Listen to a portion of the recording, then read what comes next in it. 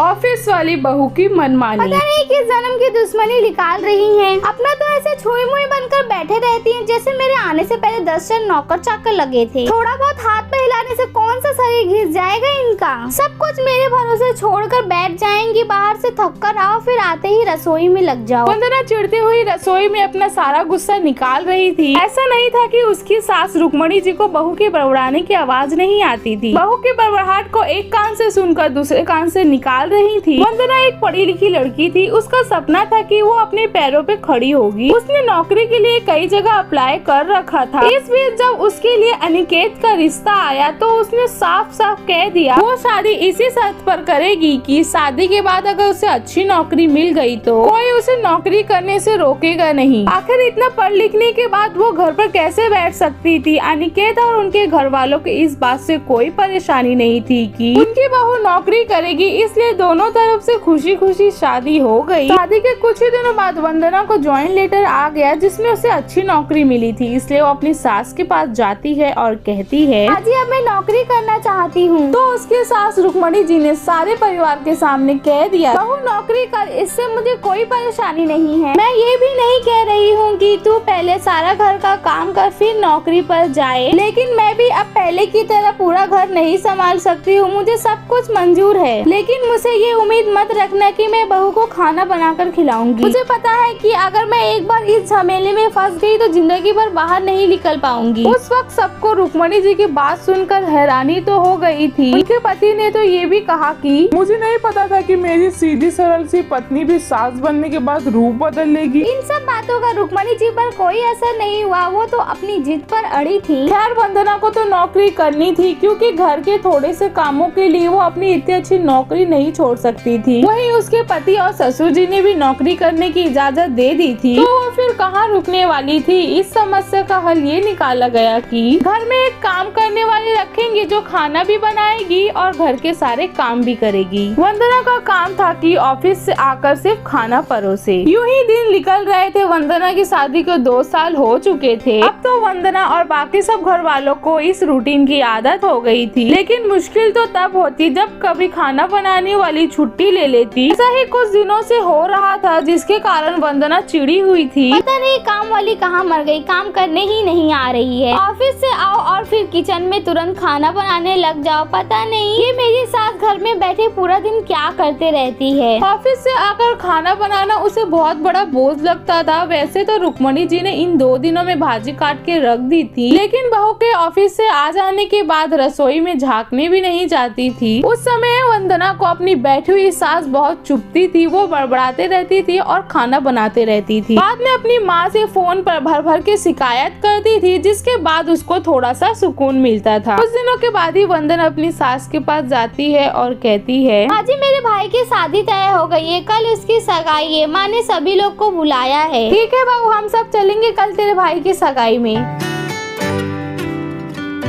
अगले ही दिन सब लोग सगाई के लिए घर से निकल जाते हैं। वंदना की माँ ने सगाई के वक्त खुश होते हुए गर्व से कहा भाई मैं तो और सासू की तरह नहीं हूँ जो अपनी बहू के आने पर हाथ पे हाथ धरकर बैठ जाऊँ। जब अभी तक पूरा घर संभाल रही थी तो अब क्यों नहीं। मेरी बहू को तो मेरी तरफ से पूरी छूट रहेगी। जब एक माँ अपने बच्चों को खाना बनाकर खिला सकती है तो बहू को क्यों नहीं बनाकर खिला सकती। मैं तो अपनी बहू को कह दूंगी तुम निश्चित होकर नौकरी करना और मैं सारा रसोई संभाल लूंगी। वंदना की माँ के उच्च विचार सुनकर उसकी होने वाली भाभी का परिवार और खुद वंदना भी बहुत खुश हो गई। वाह माँ आप कितने बड़े दिल की हैं। काश मेरी सास भी आपकी तरह होती, लेकिन मेरी किस्मत में ये सुख कहाँ। मेरी सास को तो बस हुक्म चलाने आता है। मुझे गर्व है कि मेरी माँ इतने खुले विचारों की है। कुछ दिनों के बाद ही वंदना के भाई की शादी हो गई और कुछ दिनों के बाद ही वंदना की भाभी ने अपनी नौकरी भी ज्वाइन कर ली। वंदना की माँ भी अपनी बहू को अपने हथेली पर रखती थी। सुबह उसका नाश्ता, टिफिन, फिर रात का खाना भी तैयार रखती और अपने हाथों से खाना परोसती, खिलाती। उनकी बहू भी मम्मी जी करते हुए अपनी पसंद नापसंद बताती रहती थी, जिसे वंदना की माँ बड़े चाव से पूरा करने में लगे रहती थी। खुशी खुशी दिन बीत रहे थे, लेकिन ये प्रक्रिया धीरे धीरे अब उदासी में बदल रही थी। वंदना की भाभी को अब कुछ भी ना करने की आदत हो गई थी। एक दिन जब वंदना अपनी माँ से फोन पर बात कर रही थी तो उसकी माँ फोन पर रो पड़ी और रोते हुए कहने लगी बेटा मैं इतना करती हूँ तेरे भाभी की